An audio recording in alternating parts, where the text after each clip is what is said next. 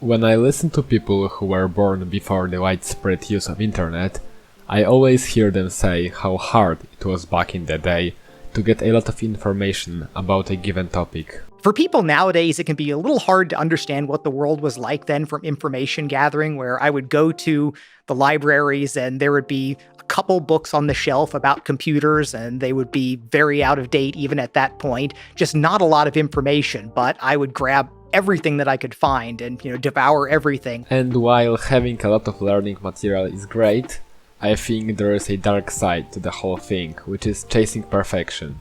Finding the perfect workout plan, the perfect routine, the best language you need to use in your next project, and not achieving anything in the process. In this video I'm mostly gonna be talking from the view of programmer, because that's the area in which I see that perfection greatly hinders my ability to make cool projects. But I think the arguments presented in this video apply really well to other areas of life in general.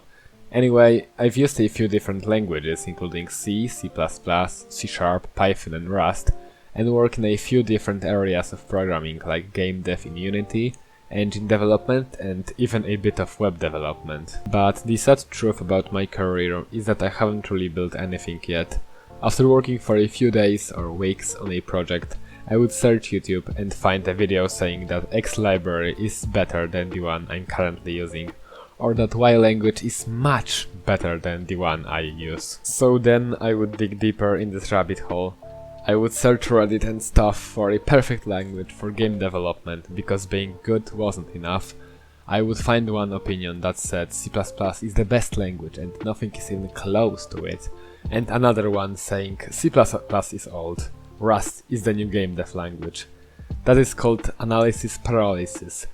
I had so many options and so many different languages to choose from at my disposal that it was really hard to pick one. And because I didn't use the perfect tool in my projects, I would drop them pretty frequently. The problem was so big that I started spending more time thinking how to fix it than programming, and I think I came up with a pretty good idea of fixing it. Vilfredo Pareto was an Italian economist that is most known for the Pareto principle, which states that 80% of results come from the 20% of effort. How could I transform it into my situation? Pretty simple. I realized that not only I don't have to use the perfect language or library to finish my project, but that actually trying to find the perfect thing was an uphill battle, using 80% of my effort only to achieve 20% of the results. That was a big eye-opening moment for me. I don't have to be perfect. I don't have to use the perfect language or the perfect tool, because being good is fine. When I encountered a bug, I stopped thinking that maybe the tool I use is not good enough. I just buckled my and got to work. It's pretty weird, but it worked for me for the last month, and I hope it will help me finally finish a few projects I have in mind. What's the conclusion of this video? Well, in my opinion, in the world of widespread information, it is really difficult to stick to one thing for a long time, because we have so many opportunities, so many hobbies to do or things to use, that we rarely really do anything significant. It's like that guy in the gym that spends hours trying to find the perfect workout routine, search up the cleanest technique, and look up the exact amount of time he needs to rest between his sessions.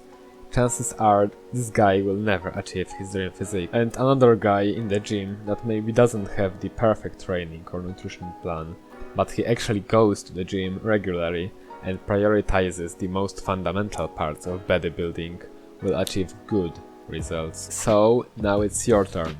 Stop overthinking on your next project, on the tools you will use, and just start doing it. Pick anything and adjust later if it doesn't work for you. The most important thing is to start thinking less and to start doing more.